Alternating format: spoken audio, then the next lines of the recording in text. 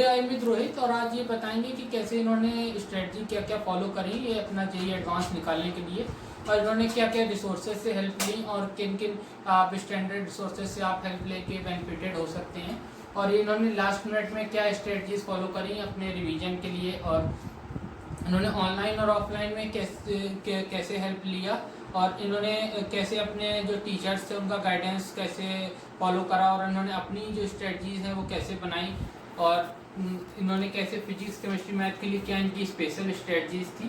तो ये सारी चीज़ें आज ये कवर करेंगे। So hello guys, I am Rohit Kumar.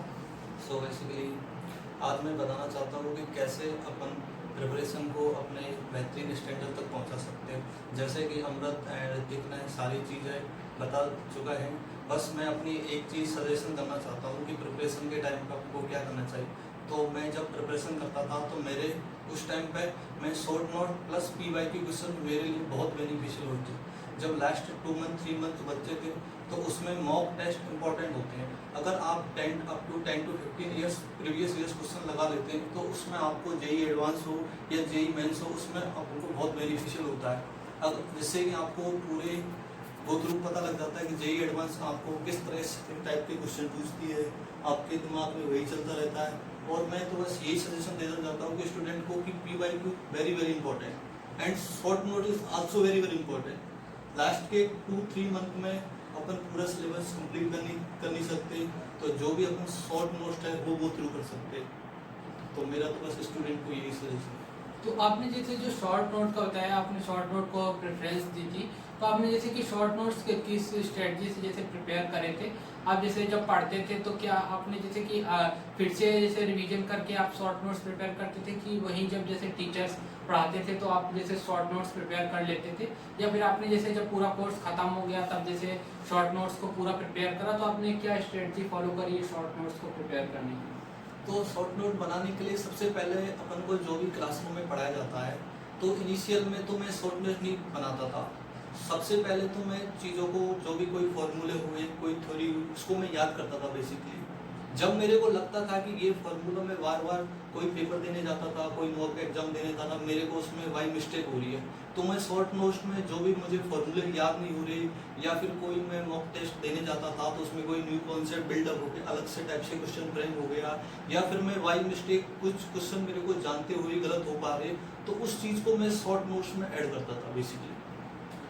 तो आपने जैसे ये जो टेस्ट सीरीज जैसे आप देते थे और मॉक टेस्ट, तो क्या आपने कोई बाहर से कोई टेस्ट सीरीज कहीं की ज्वाइन करी थी कि आप जो इंस्टीट्यूट में जैसे कोचिंग पढ़ते थे ऑफलाइन या ऑनलाइन, तो अब ये ऑनलाइन और ऑफलाइन में किस हिसाब से आप जैसे मॉक टेस्ट देते थे, और आप क्या सजेस्ट करना चाहिए कि जैसे कभी कभी ऑनलाइन मॉक टेस्ट में इन्वायरमेंट स्टूडेंट्स को नहीं मिल पाता है, तो क्या ऑफलाइन में मॉक टेस्ट कितने जरूरी हैं, और अब ये क्या स्ट्रेटजी थी आपकी, ये क्या सजेस्ट? बेसिकली ये तो डिपेंड करता है कि अगर आपकी एग्जाम का एनवायरमेंटल है, अगर कंप्यूटर बेस्ड है, तो मेरा मानना यही है कि आपको कंप्यूटर बेस्ड ही करना चाहिए, बट वो आपको ऑफलाइन थ्रू करना चाहिए, जो भी सेंटर में थ्रू हो रहा है। जैसे आप रूम पे एग्जाम अगर दोगे तो वो एनवायरमेंटल आप फॉलो नहीं कर सकते जिस हिसाब से आप देना चाहोगे।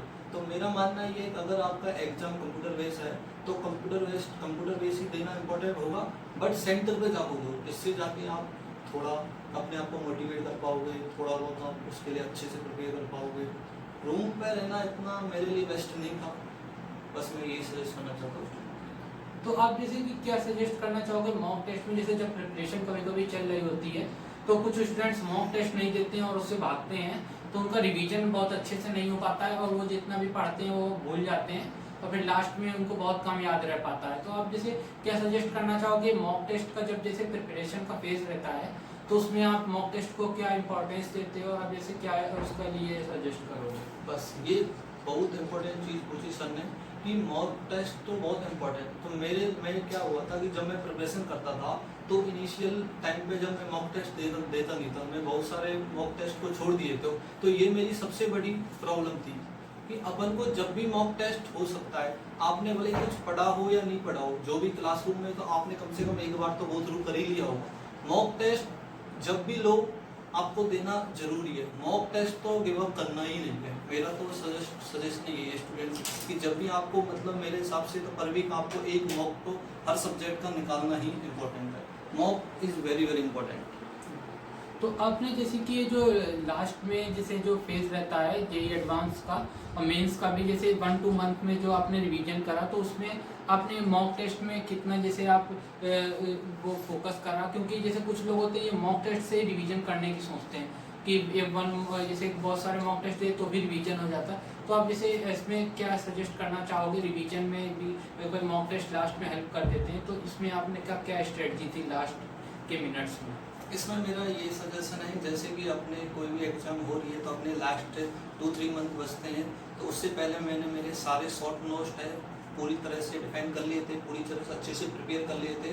तो लास्ट 2-3 मंथ मैंने अपने शॉर्ट नोट्स गो थ्रू किए थे एंड मॉक टेस्ट पर फोकस करता था, बस यही मेरा।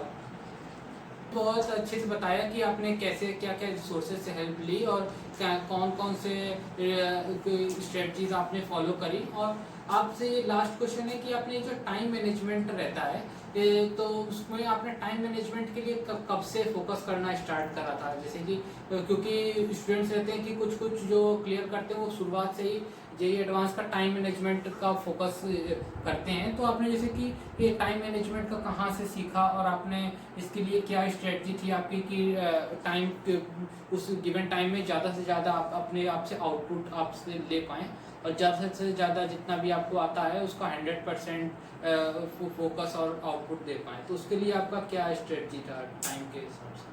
तो इसमें मैं स्टूडेंट को बस यही सजेशन देना चाहूँगा, जैसे कि आप कोई भी एग्ज़ाम की प्रिपरेशन स्टार्ट करते हो, जैसे सपोज करो आपके पास 10 to 12 मंथ है, तो उसमें जैसे आपका सपोज आपका एग्ज़ाम अगर जेई मेंस एग्ज़ाम अपन का जनवरी में हो रहा है, तो मेरा मानना यही है कि जैसे आपको अक्टूबर नवंबर तक तो जेई मेंस प्लस एडवांस दोनों टाइप के मेंस के क्वेश्चन हो चाहे जेई एडवांस के हो, सारे क्वेश्चन की प्रैक्टिस करना चाहिए।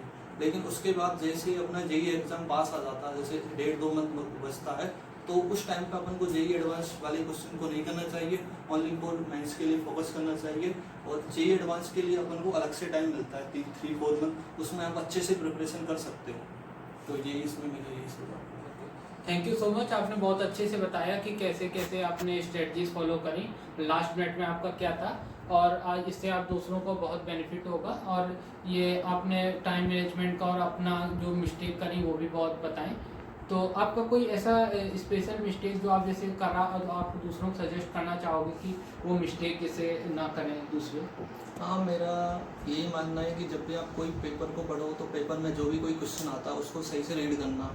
उसमें कभी कभी आप क्वेश्चन तो निकाल देते हो, लेकिन कभी कभी आप यूनिट पे ध्यान नहीं देते हो, तो इससे बाई मिस्टेक आपको क्वेश्चन आता हुआ भी आप गलत कर देते हो। तो क्वेश्चन को सही से रीड करना, प्लस आपको जिस भी यूनिट में आपको आंसर पूछा है उसमें सही से लिखना, ये छोटी मोटी मिस्टेक भी बहुत मैटर करती है।